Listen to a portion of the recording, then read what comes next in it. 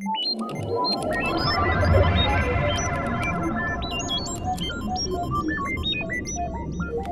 everybody, welcome to the Ethics Verse, the coolest place to be every Thursday at noon Eastern if you care about building a culture of integrity in your organization. We got an awesome episode for you today. It is called The Quantum Leap of Ethics, Preparing Ethics and Compliance for Tomorrow's Tech. We got a great show, so let's dive right in. Click this link tree. We got some new updates there. If you haven't been to our YouTube page yet and you haven't subscribed, what's the matter with you? Okay, go to that page. We got a bunch of great videos up there. Our podcast, The Ethics Experts, top 2% podcast in the world, best ethics podcast in the world, according to my mother. So go ahead and hit that. As we're going through our intros, as always, drop your LinkedIn URL in the chat. Tell us where you're viewing from. And I challenge you to connect with at least one person. As we always say, your network is your net worth. Neither are big enough. And this is such a great tool that we have. You know, take advantage of this collegial community that we're a part of. We're all fighting the same battle in our different corners of the world. And it's up to you to not reinvent the wheel, connect with other people, and to share tactics. The more of that we can do, the better we can make our workplaces and the bigger impact we can have. So hit that link tree. There's a bunch of great links there. Subscribe to the Ethics Verse if you haven't. Always special gifts for Ethics Verse members. So welcome all of my Ethic Cuties and the 40% of you who have still not subscribed to the Ethics Verse. Round of applause for this book, Conscious Business Ethics. Wade Chumney, one of our guests today, wrote this book. If you have not picked this up, you absolutely should, or you can earn 1 of 5 today.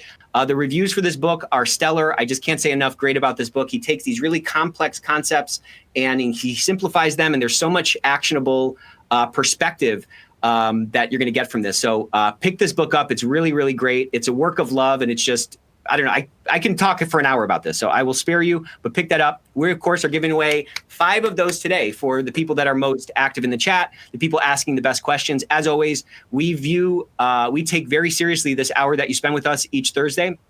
So we want it to be valuable for you. So if you have questions you want us to integrate into this conversation, as always, ask those and we will loop those in. Compliance Week is coming up. We had a massive roundtable. 150 people signed up for our Compliance Week roundtable where we got super tactical about how to make your Compliance Week successful. So if you haven't started planning for it, don't worry, we got you taken care of. Jack, the man, the god of the Ethics Verse, is going to be dropping into the chat right about now. He's dropping in a link to Compliance Week Toolkit.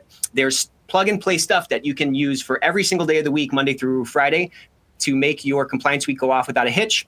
I've been teasing this for a while. So we have a misconduct mystery game. It's a really fun game that is going to drive a bunch of engagement. I mean, that's the name of the game for Compliance Week, right? Raising awareness, driving engagement, getting participation across the organization, because our job is to crowdsource risk intelligence at scale. We can't do that until we activate the human sensors in our organization. Compliance Week is a great way to supercharge that and then make every week Compliance Week. Okay, so I've been teasing this video for a while. We are going to watch this really fun video right now. Word in the office is there's a bribery that's taken place, and the crook is still on the loose. The compliance officer has caught wind of this and has arrived on the scene to find out more about the incident and hopefully catch the crook. Welcome to the Misconduct Mystery, a secret roles game surrounding a bribe that has taken place in the office. The compliance officer is trying to sniff out the crook and find the bribe, while the crook is trying to dodge the compliance officer's inspections. In order to play the game, you'll need at least 6 people, character cards for each person, an open room, and a game moderator. In this game, there are 2 parties, or teams, the innocent party and the guilty party. The compliance officer, who is part of the innocent party, starts the game by identifying themselves to the group. They are the only person whose role is openly known by all of the players. After the compliance officer identifies himself, everyone closes their eyes and the first round begins. During each round, certain players will be asked to open their eyes and perform actions based on their role. The guilty party is the first to open their eyes. The crook selects someone who is not the compliance officer, and they can choose to make them an accomplice by giving them a thumbs up, or a retaliation victim by giving them a thumbs down. If the crook makes the player an accomplice, that player has now switched to the guilty party and is trying to help the crook win the game. The crook may also choose to hide the bribe on an accomplice, or he can keep it to himself. If the crook makes the player a retaliation victim, that player cannot speak on the whereabouts of the crook or of the bribe. They can't give any hints to identify who might be in the guilty party. The guilty party wins when the number of eliminated innocent players is equal to half the total number of players. So for example, if you have 8 players and 4 innocent players are eliminated, the crook wins. But the compliance officer is not alone. There are other players on the innocent party helping the compliance officer solve the mystery. The witness is the next person to open their eyes. The witness will point to a person, and the game moderator will say out loud whether that player is part of the innocent or guilty party. After the witness, the auditor opens their eyes and points to someone. The moderator will say, "Warm," if the bribe is within 1 space of the person being pointed to, and "cold" if the bribe is outside that range. Everyone else is a reporter, using their eyes and their ears to help the compliance officers solve the mystery. And then the workday starts, and the gossip begins. The moderator will set a timer for 2 minutes, and during this time, the group discusses who they think is innocent and who they think is guilty. But be careful, sharing too much information can make you the target of the crook in the next round. And pro tip, just between you and me, the crook should be lying, denying, using every excuse they can to make sure they don't get caught.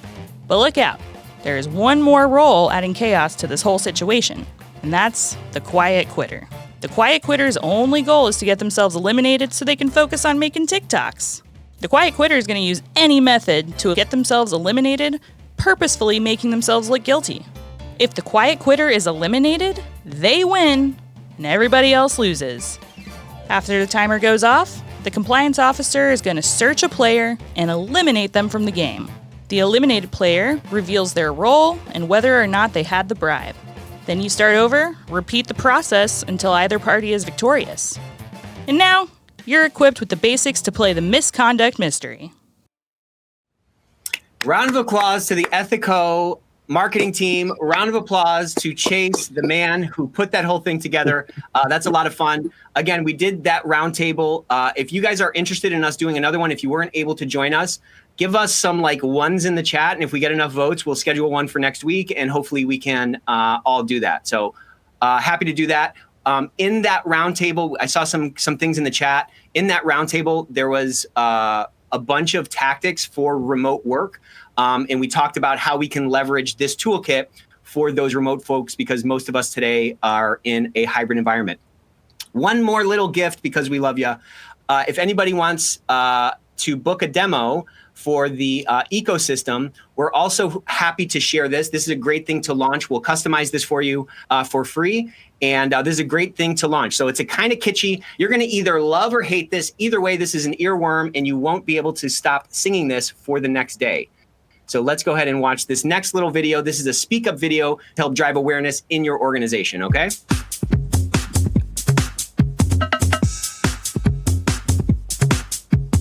What should I do about something I see? Not sure they would even want to know, but I need my JLB.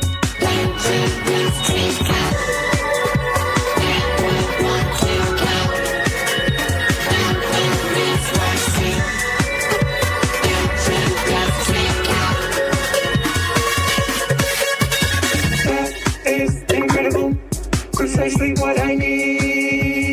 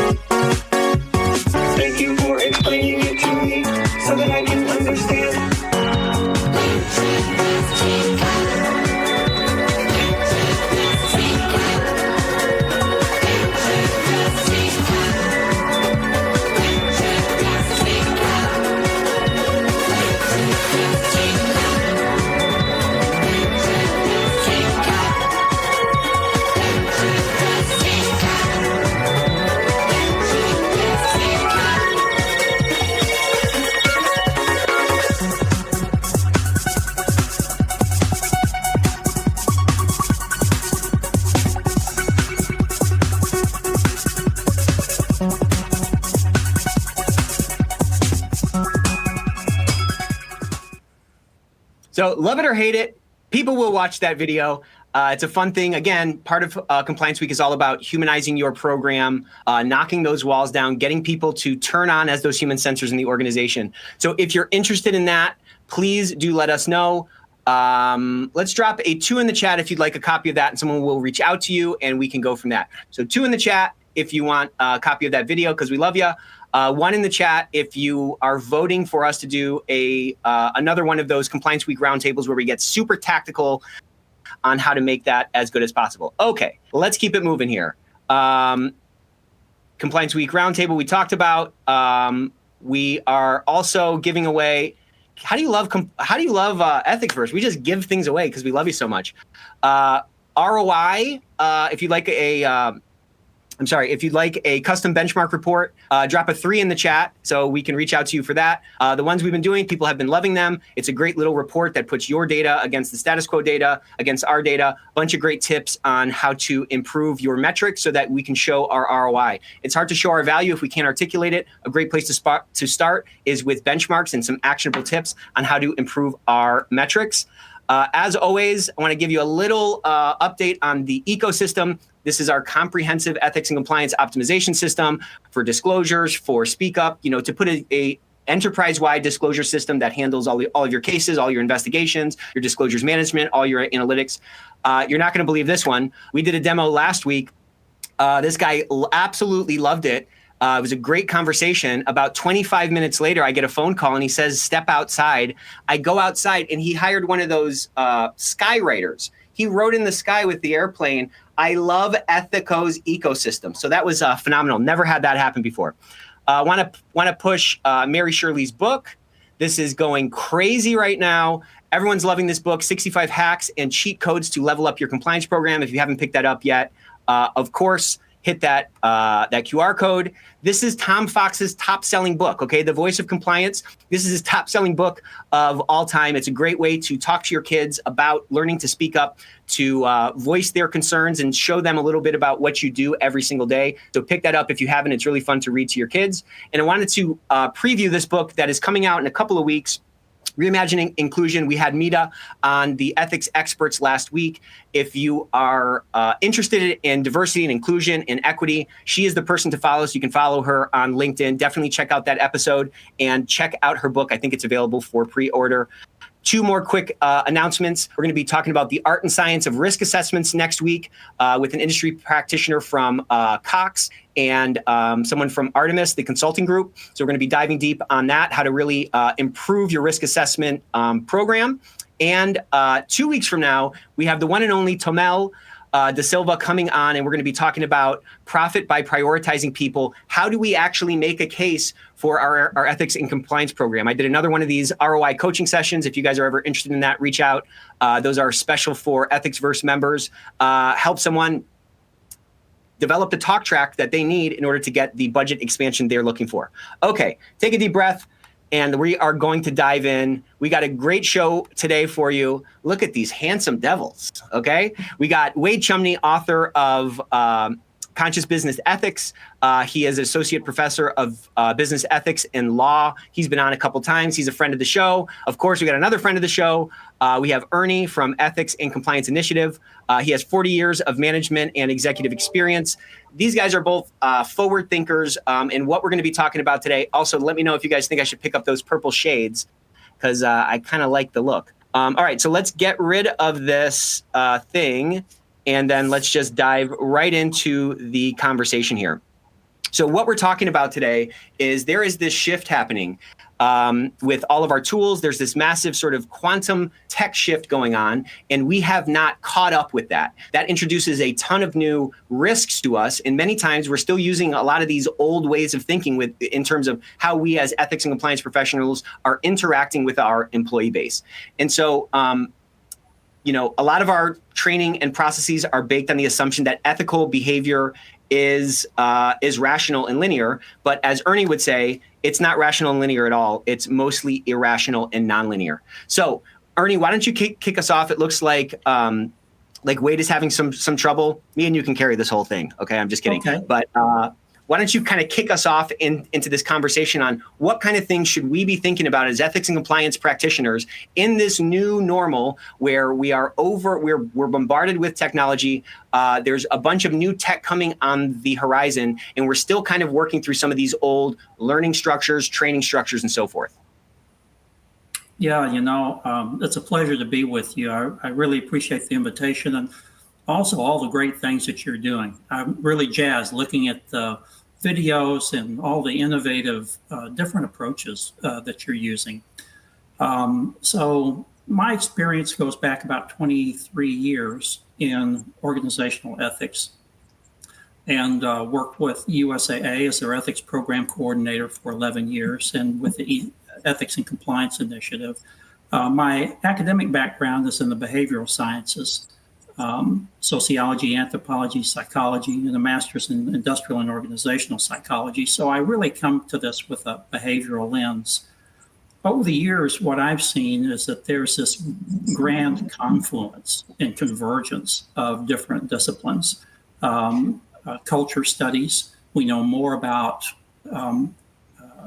ethics and culture and psychological safety and norms and performance management and the impact of that on ethics. Also, we've seen a lot of research in social psychology, mainly surfacing for us in the area of behavioral ethics, understanding the psychological traps that people fall into, and concepts like ethical fading and moral compensation. And then another area is just psychology in general and how people make decisions on what they're going to do or how they act at a level below their conscious awareness. And then biology, particularly in terms of stress management and the kind of underlying mechanism that builds empathy, even neurology and our understanding of the hardwire in the brain that underlies moral decision making. Finally, as Wade represents too, philosophy, and then of course technology. And so all of a sudden there's this grand convergence, and we don't know how these things are going to mix and combine. But that's what I see happening, and that's what makes me excited about our practice going forward. And I would say too, we talk about the quantum leap.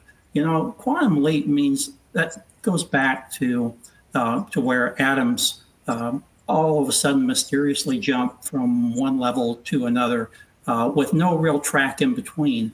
And I think that we're at a time where potentially through this convergence that we're going to be making that quantum jump, and one that's discontinuous with the way we've done things in the past.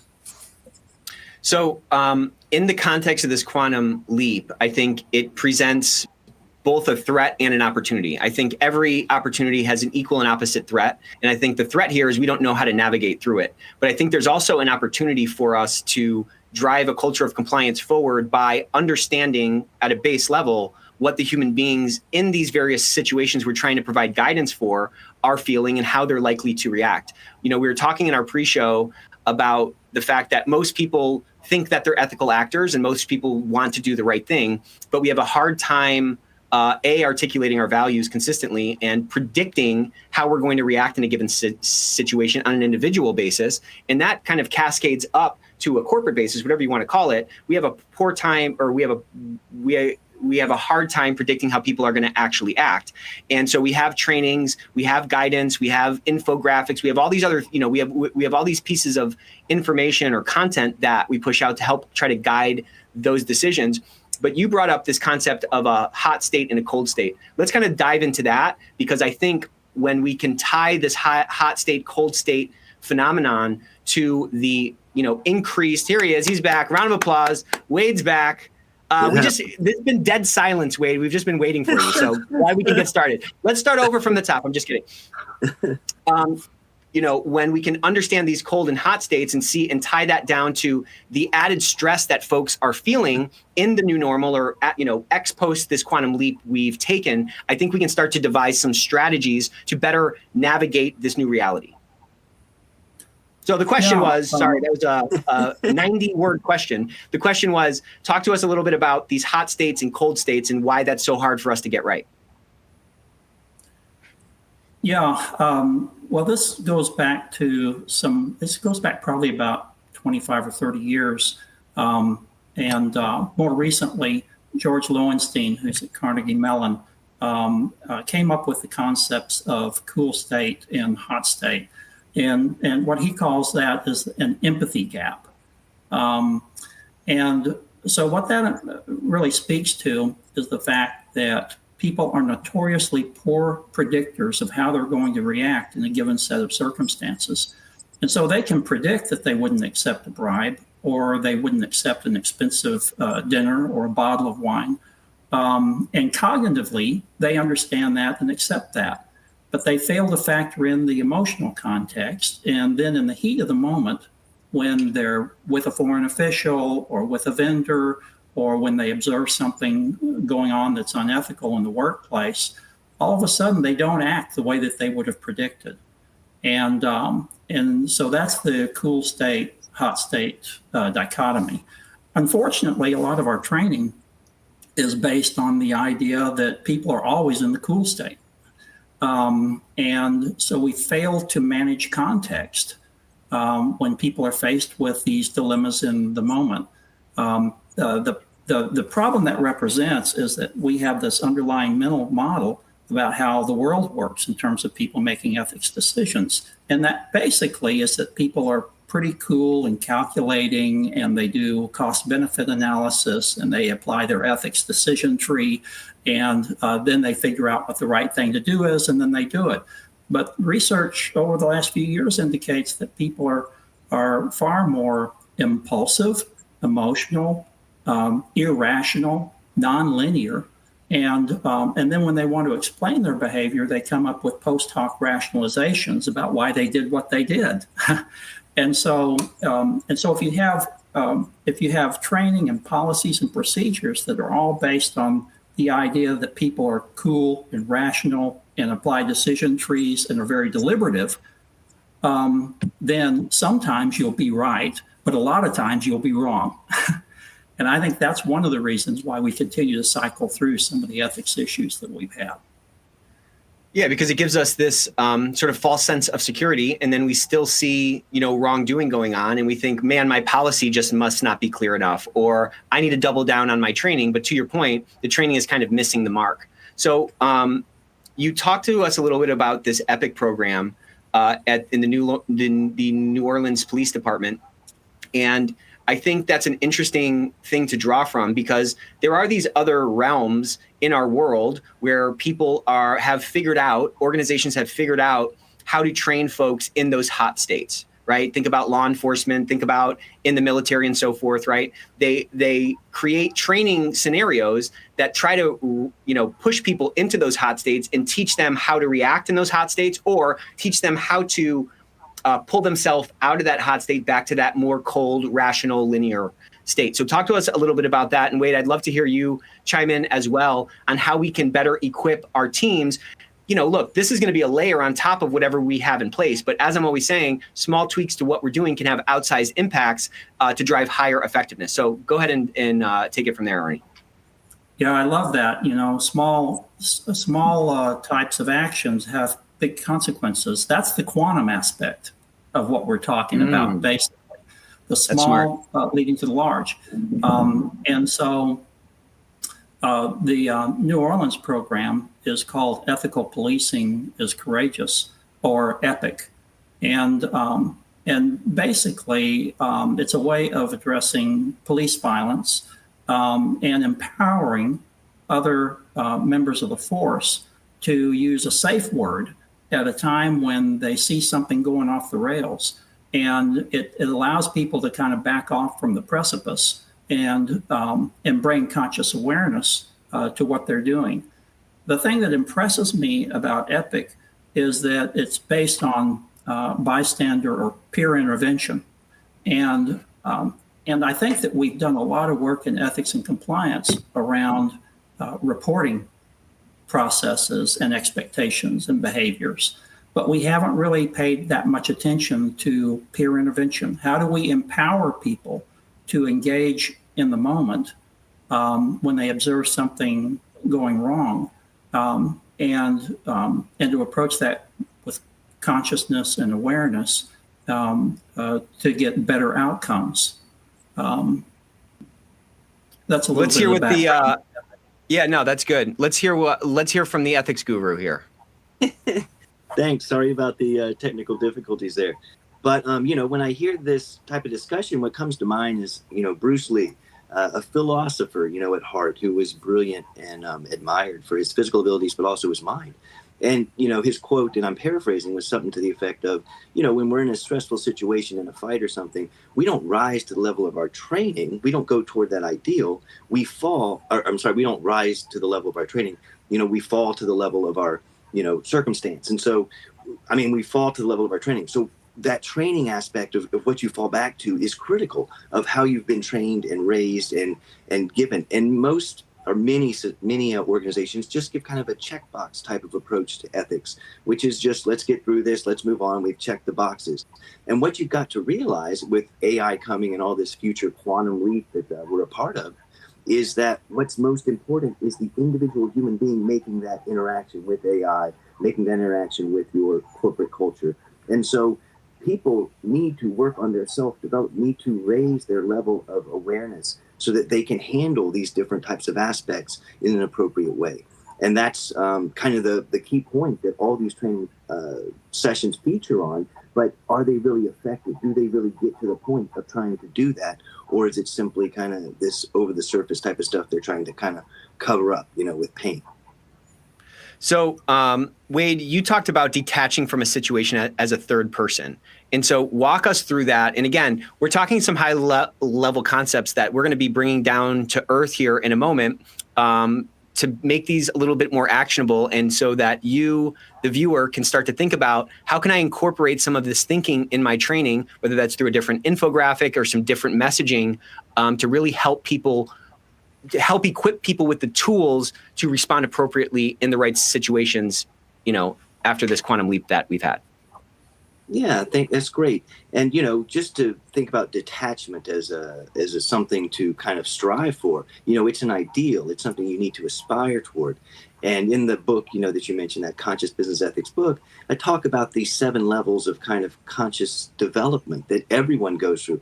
I didn't make these levels up. They came from wisdom traditions throughout the world over the history of humankind.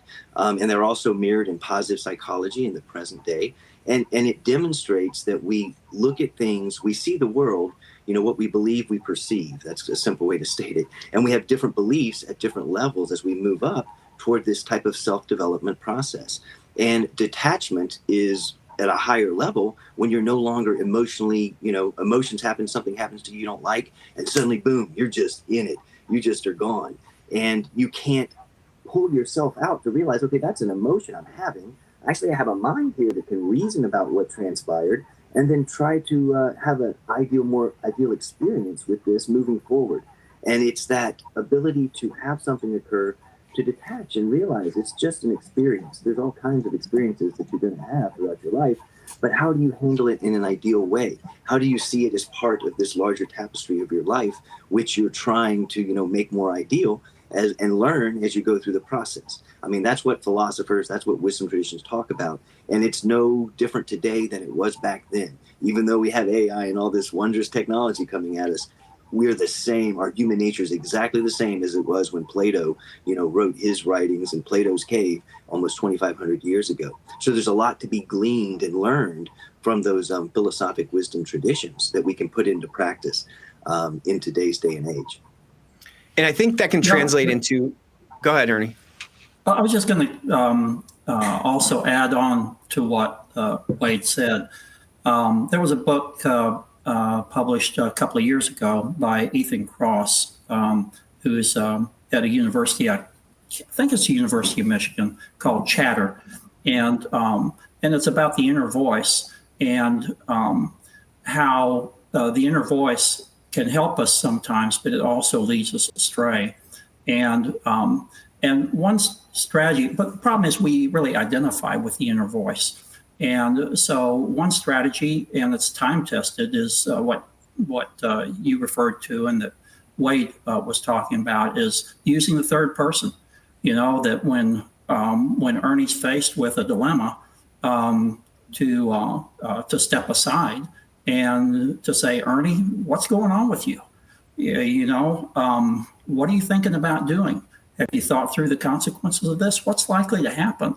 And to have a conversation with myself. Now, I know that sounds kind of crazy, but actually the research indicates that that by addressing yourself and your thoughts in the third person, you're able to detach from it and take on a sense of curiosity and to examine something more objectively, just like you were having a conversation with another person. In fact, it actually activates the parts of the brain like you were talking to another individual. And we all know that that we're better at giving advice than we are taking it.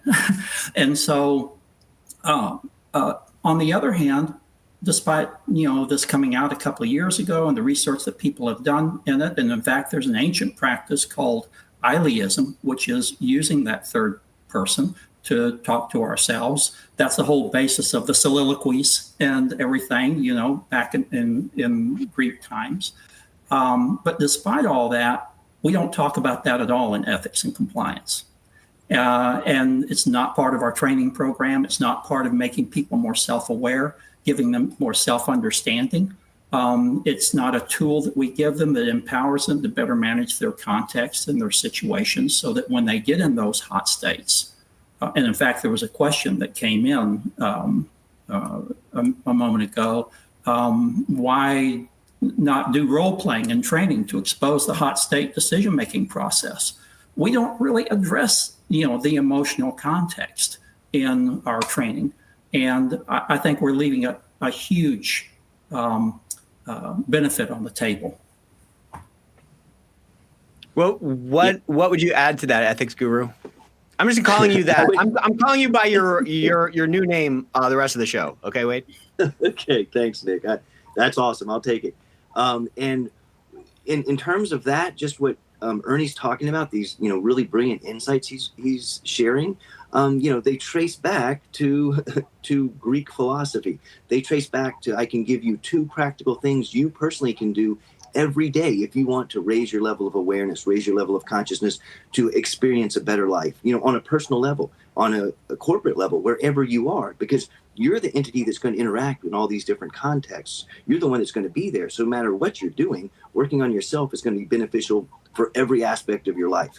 And 2 simple practices. The first comes from positive psychology, and that's simply a gratitude journal, like genuinely waking up every morning and writing down 3-5 things, one thing if that's too hard, that you're genuinely grateful for, and then embracing the day from that mental perspective. And the second practice traces back to perhaps Pythagoras, I think, or at least to Plato. But in terms of, at the end of the day, review your actions and think about what you did and how you acted and how you could be more ideal. How could you do this day? How could you relive it in a more ideal manner, working toward the good, the true, the beautiful? If you do those 2 practices, in a month, your life will be completely different. And again, that's not coming from me, that's coming from wisdom tradition, from modern science, and they both say the same thing. So that's just a take on what Ernie started talking about. I think, what I've gathered from our pre-call and from this conversation is that we talk a lot about what people should be doing, but we don't talk about how they should be doing it. And I think as we can, it all kind of goes together. If we build a true culture of a truly ethical culture, one that's built on authentic integrity, inherent in that is a culture of belonging, right? And when people feel that belonging and they don't feel like they have to find a wall when they walk into a room so they don't get knifed in the back, but they feel like they're part of something, that defensiveness is a little bit further afield. And I think when we're in that hot state and we feel like we need to be defensive, we end up falling into this sort of backup style, or some people call it like a caged animal response, that now we're just kind of functioning on our like base instincts. And that in many cases when you're seeing red, if you're in an argument or something, you end up saying things you don't mean. In those hot states, you end up doing things that you shouldn't do. So when we are able to build a culture of integrity, and again, it goes back to what we were talking about in the beginning of the conversation, if we can activate people in the organization, they can feel part of this thing and they can feel like the culture is something that they own and they're a part of, the odds of them having that little extra space to pause and have that conversation with themselves or detach or revert to that, that colder state where they can draw upon the training that they have, absorbed is a lot higher.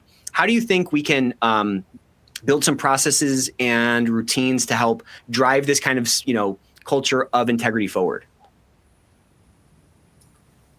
Well, I think that that one thing is mindfulness practices, and there are some major businesses that have introduced mindfulness. And research indicates that people who are more mindful and who practice mindfulness tend to behave more ethically, and it's a great way to make ourselves more self-aware. To understand that we're a mind body, that we're not a mind that has a body, we are a mind body. It helps us understand where stress comes from and how to alleviate stress, primarily through breathing exercises and relaxation. And so I think that certainly is one thing that people can consider doing. Yeah. And I think building on that, Ernie, what you're saying, the mind-body connection, we are a system. Human beings are a system. We're part of a system. There's systems all around us. I mean, that's one key to really understanding what's going on, is that this human system that we're a part of, has component parts that we can work on, that we can make more ideal, that we can strive to make better. And I would say the two main components and if you want to have mindfulness, if you want to have a more ideal experience of life, the two main things to pay attention to are your intention. What do you really intend to get out of life? What are you really trying to accomplish? Are you just trying to make the most money? Is that truly your primary intention? Well, everything else will fall beneath that. That's going to drive you. Or is it, to have a more ideal life experience? Is that truly your intention? That's going to carry a great deal of weight with how you experience life. And alongside your intention is what I call your most valuable asset, your attention. Your attention will follow, be dragged along with where your intention carries it. And, garbage in, garbage out. If you're paying attention to garbage and TikTok all day and garbage like that, well, that's what's coming in. That's what you're going to form your belief system, your perspective upon, and face your day with. If you want to draw in a different world life experience in the world, well, then focus your attention on more beneficial things. And realizing what's beneficial to you is truly something to figure out. I mean, that's what, it may not be what you think. You might have to self-reflect on that and come to a realization of what's really good for me. And then how do I pursue that? I mean, it's so crazy that, our impact in the world really is a function of our self-work.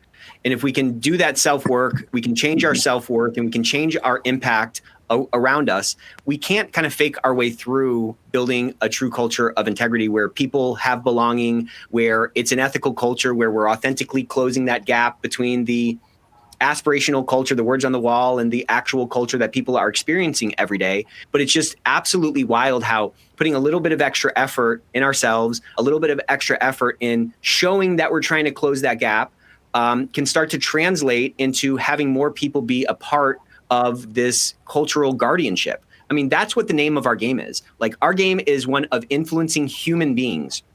So there's two components to that, right? We have to have that influence piece. We have to understand how to persuade and how to gain attention and how to get interaction. That's obviously a part of it. But the other part of it is the human being part, and us understanding what those human beings are feeling in a hot state, or what kind of stresses they're bombarded with, and us even just I don't want to say paying lip service, but at least addressing those in our correspondence or in our trainings, or having a little time to decompress before that training, and tying these words that are on slides, to the human experience that's going on. Those can all be tailwinds toward helping to actualize the human beings in our organization. And I think when people are actualized, they're better equipped to handle the various, unpredictable situations that they're going to encounter. Yeah, I'd like to add on that. First of all, kind of in the big picture, I think that the path forward is cultivating greater self-awareness, self-understanding, self-reflection with people, and then giving them the tools to where they can better manage the context in their situations. And I also think that it's important for us to be intentional as culture builders. And something that you said a couple of times that really resonated with me is the cultivating a sense of community and belongingness. There's a report that came out in May from the Surgeon General. It's an 80-page report, very, very interesting on loneliness as an epidemic in the United States right now, and what companies can do, what different institutions can do, what individuals can do to address loneliness. And I was listening to a program, in fact, just this morning on CNN. They had the CEO of Airbnb, and he brought up the challenges in terms of the changes that we've been undergoing. He said that that we've gone from malls to Amazon, from theaters to Netflix, from the office to Zoom, and that we're not paying enough attention to building community, building a sense of belongingness, which really is a scaffolding for ethical behavior.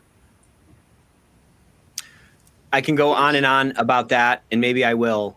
But that lack of belongingness, as you call it, is such a critical component if we're going to build an authentic culture. Otherwise, it's just going to be a bunch of, ants crawling around the ant farm. And I don't think, well, you know what? Maybe that's a bad analogy, because ants got a pretty good culture. If you've ever stepped in an anthill, they are pretty united in biting my feet. You know what I'm saying? But my point is, we have to get that right. We have to get that piece of the puzzle right if the actions that the people in the organization are going to do are going to fall, for those to fall in line with how we want them to behave, how we want them to, respond to the various situations that can create risk or can extinguish risk on a day-to-day business,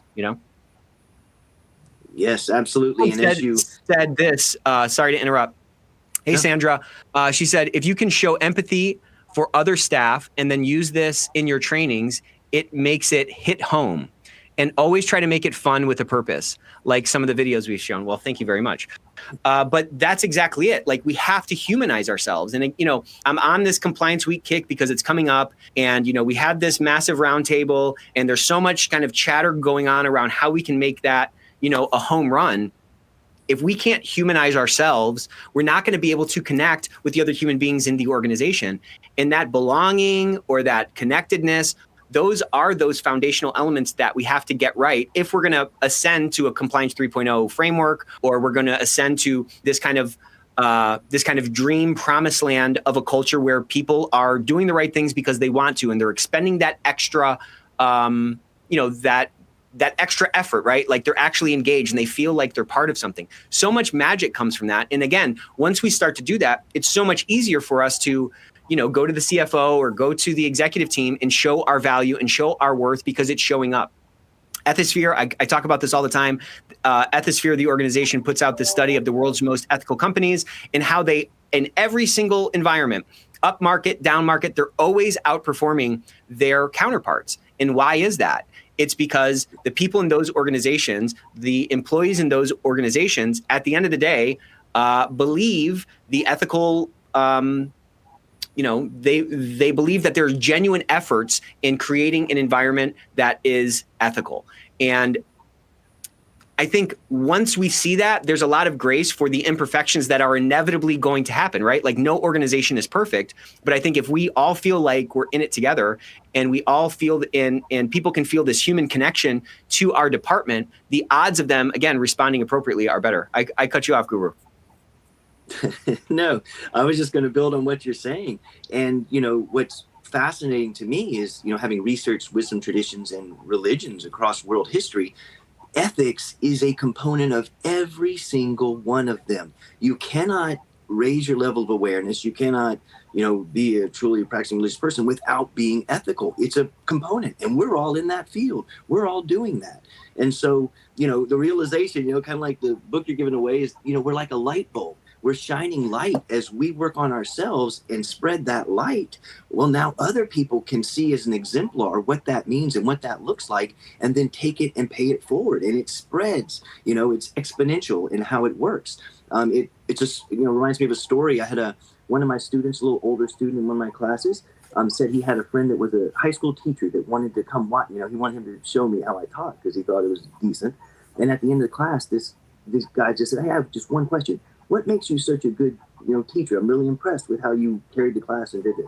And I said, you know what? It's one word. I care. If you care about what you're doing, everything follows. And that's critical. You have to have that intention to actually care and then focus your attention accordingly.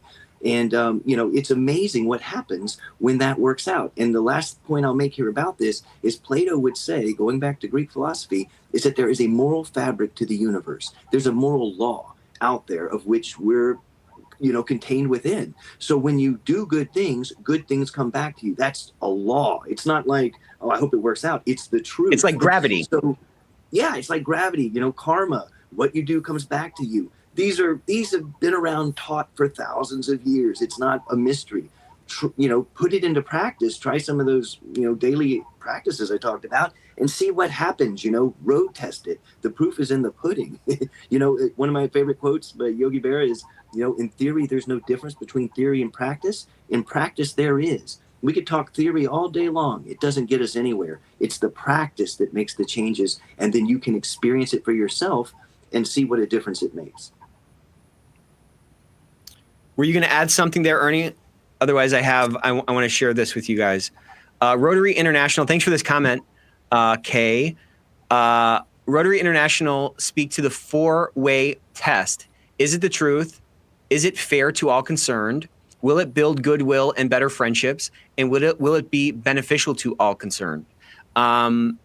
This person said, I find this very difficult in the work context, but I'm trying to do it. What's your response to that kind of a framework? That seems pretty good to me. Oh, that's I think it's a great. Go ahead, Ernie. Oh, I'm sorry. Go ahead, Wayne. No, you go ahead. Go ahead. Why don't you guys both go? Just kidding. Okay. I think it's a great framework, and I'm thinking about what's been called System 1 and System 2 thinking in psychology and decision making. That System 1 thinking is basically below the conscious level, and it's most of what we do in order to function and navigate through this three-dimensional space.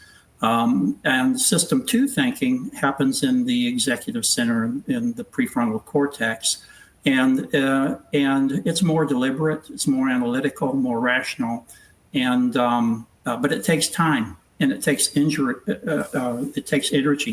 Our brains only put out about 20 watts, and I've used up most of mine in this session today. But what that suggests to me is that System 2 thinking is really important when you're encountering something that is totally new, that's unfamiliar, like a new technology, and you're not sure what to do, and that's where those frameworks come in handy. Or when you're about to make a decision and it's a very important one and the stakes are particularly high. And so I think that those frameworks, like the one that was suggested, I think it's a good framework. I doubt that most people in companies use decision trees. We've had them there for a long time. And I think that we act like decision trees are great whenever someone's in a dilemma, but we haven't factored in emotion. Yes. What were you going to say? I mean, that's great. No, I was just going to say that's a great, shorthand. We need shorthand guides. We can't have, the philosophy of Plato is very complex and deep. You can't sit down and analyze all that as you've got a decision to make. I think a great shorthand is the golden rule, do unto others as you've had them do unto you. That's as simple as it gets, and it will work in almost all situations. Having little guidelines like that allow that system 1 versus system 2 thinking, as Ernie pointed out, to be able to effectuate it immediately. And as Aristotle talked about, the more you take ethical action, the more it becomes part of your habit, part of your being. So you're not thinking anymore, you're just doing, you're being who you are, and who you are is good and working toward an ideal. That's, the simplest way to put it into practice and make it happen. Well, that's how you can change that system 1 to be instinctually ethical, right? By doing that kind of practice and letting that sort of soak down into that subconscious response. And managing your context, I would add, managing your situations, so that you're engaging with your environment, organizational environment, in ways that help you align with your deeper values, intentions, and aspirations. And so it's not just an inner process, it's an intersection between inner and outer. I call it ethics from the outside in and ethics from the inside out. And both of them have to be domains that we work in and live in. But again, if we don't understand that this is flowing both ways and we're just addressing that outward shell, our efficacy is wildly compromised, especially in this new state that we're in. Like, our day-to-day work is so different than what our grandparents experienced. Just in terms of the just sheer number of notifications we get and the different pulls on our attention, all those things are stressors. And I don't think we as human beings are, we're not that different than our grandparents' generation, but we're trying to navigate through this storm. And if we can't understand that and we can't address that and we can't equip our employee base, or equip ourselves first, but also equip our employee base, in addition to the normal training that we're providing, with little tools like that safe word that they used in New Orleans or whatever, to give folks a little time to breathe real quick and, maybe divert from that system 1 thinking, or, to kind of push over to that cold state, or, ask themselves that sort of detached question, then the odds of us having a different outcome, I just think, are so much lower. We talked about, we don't really know yet what the true impact is of all these technological changes. We don't know what that impact is on the average person. I think we can see at a high level, trends and speak up trends and violations and all that kind of stuff. But Ernie, you gave this example about a car. Remember this car analogy? Walk us through that, because I think that's a really great picture of what we might be experiencing. And again, if we can kind of see around the curve a little bit, we can probably head off some risks at the pass before those kind of take hold, or before they translate into a burning inferno. Yeah, I was just reflecting on the new cars and all of the safety devices that they have, and been around a long time. So I was around when there weren't even seat belts. And so what I've observed, like on the new vehicles that we have today on my truck, I have a bird's eye view of what's on the right and what's on the left. I have a little indicator on my side mirror that tells me when somebody is passing. I have evasion control, impact alert, if somebody is acting erratically or I get too close. And so that's an example of how technology is making us safer. My concern is it making us smarter? There's a concept I ran across the other day that I found fascinating. It's called digital dementia. And at first I thought it was kind of a metaphor and a joke, but actually the concern is that technology is not, it may be making us a little bit more efficient, but it's not cultivating necessarily what it means to be a human being. And in fact, there are some concerns about decrease in population IQ that people are beginning to see. And it's especially a problem with children, because they're in the process of developing the cognitive abilities, but it's compromising short-term memory and other things. So I think my concern with technology is to keep our eye on the ball is, can technology make us more evolved and more effective and happier humans, or is it, is it taking on too big of a role? And how can we redesign it in ways to where it does speak to keeping our cognitive abilities sharp and our ability to make decisions and our emotional self-awareness? Yeah, I mean, you're exactly right. And, to point out the future, got news for everybody. The future is going to change. The future is going to come at us really fast. These changes that you've mentioned, Nick, are coming at us. They're going to come at us faster and faster, exponential rate of growth. So the only way to handle what's coming is to work on yourself. I don't know any other response. If you're not able to effectively deal with what's coming, it's going to come quicker and quicker, and you're going to be less and less able to deal with it. It's a challenge because it's not what our parents had to deal with or what we even had to deal with when we were kids. But it's good. It's just what we've got to deal with. It's the world we're in. And if you take AI, I just want to make this point. ChatGPT is popular and out there. There's another one put out by Anthropic called Cloud.ai, CLAUDE.ai. And I've interacted with that a bit. And it actually has a mission to be ethical, to be honest and helpful in some other age. It truly has this point. A lot of the people some people left ChatGPT to work on this because they felt they were having mission drift.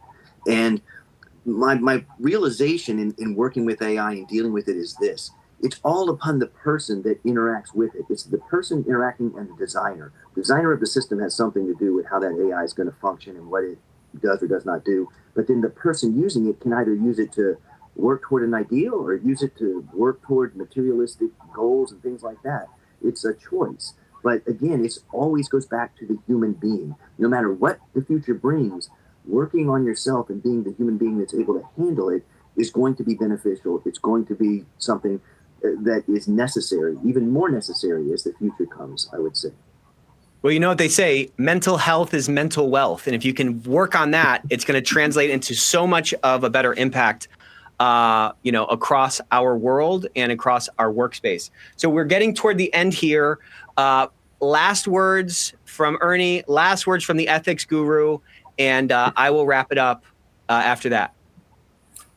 Well, I would just encourage people to read widely and read often, and look into different disciplines and make the connections because they're there. And that's where the future is. If you're not on the edge, you're taking up too much space. At least that's what a T-shirt that I used to wear for years and years until it fell apart. But I think the only way to do that is to be intellectually curious and to read widely and have conversations widely like this. Well, curiosity is the only antidote to defensiveness. And when we're in a defensive state, we are closed. And when we're in a curious state, we can absorb, we can learn more, and we can put things into action. Last words from you, ethics guru. Check out Wade. He's a speaker. He has a ton of great stuff going on wadechumney.com. Last plug, I promise. Go ahead, Wade. Thanks, Nick. Just again, these type of conversations are very enlightening. And as an individual, each of us should be curious, like we're talking about. We should want to learn more. And, the truth, reality out there, it is interdisciplinary in nature. It's not a silo of marketing or law or any other, aspect of business or anything else in life. It's actually everything all together. So once you realize that, you're like, wow, I don't know what I don't know. There's a ton of things you don't know. Try to find out as much as you can. See the interconnection among all things. And maybe the last thing I'll say is what they say on an airplane, which is if we're in an accident and the oxygen mask drops, put it on yourself first before you put it on your child or help others. You shouldn't be pointing fingers at anyone else or trying to do anything before you work on yourself. And then you have a better understanding, a better perspective of how to deal with the ethical issues you're facing and how to help others do the same.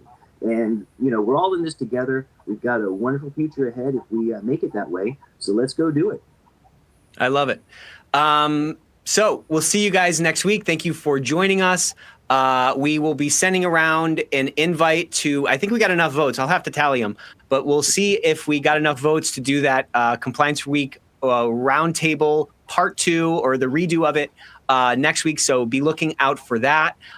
Next week on the Ethics Verse, we're going to be diving deep on the art and science of risk assessment, so you don't want to miss it. Bring a friend, all right? And we'll see you next time. Thank you, everyone. Bye-bye.